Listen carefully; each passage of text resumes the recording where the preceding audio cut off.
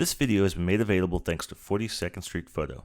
Celebrating over 50 years of service in the photography and video industry, check out their full line of products at 42photo.com.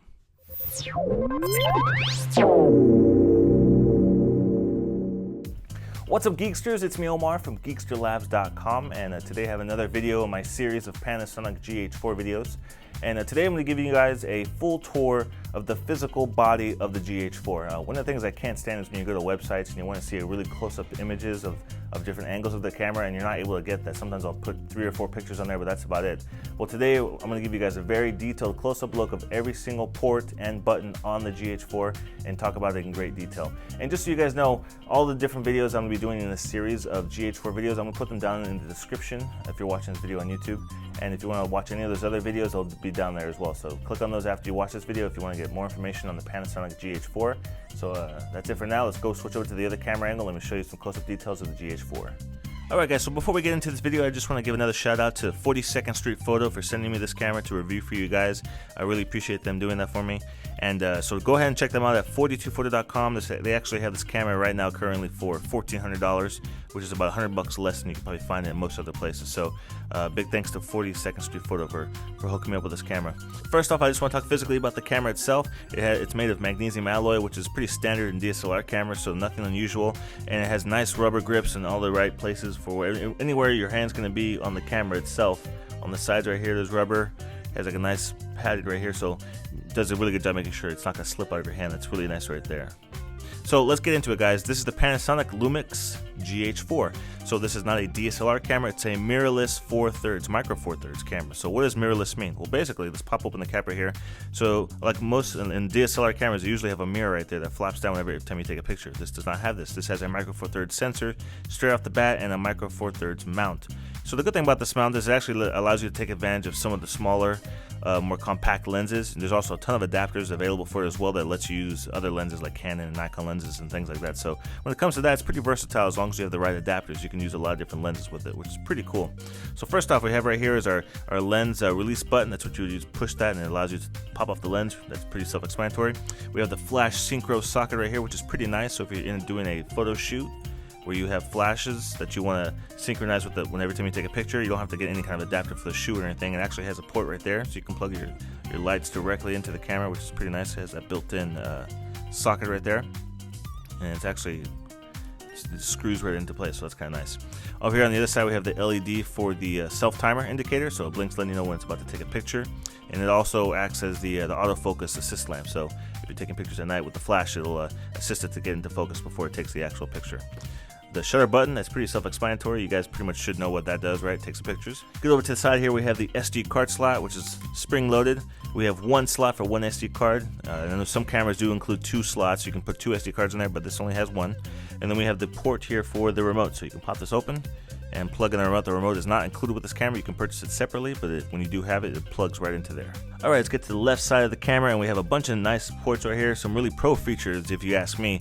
One of the things I've been wanting to see in DSLR cameras or regular cameras even is headphone jack. So you're able to monitor your audio. So here we have a port for headphones, so you can listen to what your audio sounds like if you are plugged into a microphone. So you can actually plug on like a boom mic or something like that right into here, and then you're able to monitor your audio, which is very nice. I think most pro users are probably going to use separate recorders than actually allowing the camera to process the audio, which is fine, but it's nice that it has that option at least to monitor your audio if you are going to just attach a nice little boom on there and plug it straight into the camera. Get to the bottom here, we have the AV out and digital. So pop this open. So we have that port right there, and we have the HDMI, mini HDMI port right there as well. Now let's check out the bottom of the camera. Here we obviously have the spot for opening up the battery, and so as you can see, battery comes right out there. Pretty large battery. I believe this is a 1600 milliamp, 1860 milliamp battery. So that pops in there really nicely and just locks into place. Pops into there. So here we have 2 ports that are being blocked off with these covers, but this first one right here is an interface unit connector. So if there's actually a unit you can purchase that will give you some pretty awesome pro audio options, it's actually another adapter thing that pops to the bottom right here, and that's what it would plug into this port right here. This port right here is for battery grips. If you want to add a battery grip, you can pull this off, and that's where it plugs into right there. Traditional normal tripod threaded screw mount right there, so if you want to add a tripod to your camera, of course that would be pretty crazy if it didn't include that, so that's where that would be right there. Alright, so now we're at the top of the camera right here. And so first over here we have the drive mode dial. And so this is kind of nice too. You can easily get to these options really quickly. So we have our single, our burst, auto bracket, self timer, and I believe this one is time lapse. Time lapse or animation. So I guess if you're taking time lapse images, that's what you use to do. So it's kind of nice to have like an actual knob for all those different those features if you want to get to those really quickly. You can switch over to them really fast. Here we have the left and right microphones built into right here. And we have the little protector for the shoe, so we have a hot shoe here, so you can attach a variety of different flashes and accessories and things like that into there, no problem.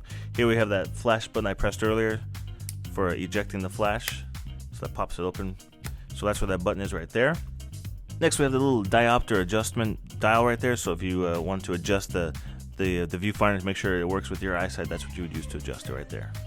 Alright, so next on top we have the mode dial right here, and this actually has a locking mechanism, so if you pop that in, you're able to change the settings and such, but when you pop it back in place, you won't accidentally knock it into a different setting. It stays in that spot right there. So all the different ports we have right here, we have the creative video mode, we have 3 custom settings, we have a creative control mode, we have, what is this, IA, which is intelligent auto mode, and then we have program AE, we have aperture priority, shutter priority, and then full manual. So those are all the different modes. Which you probably, if you're used to using a DSLR camera, you're probably familiar with all those different modes.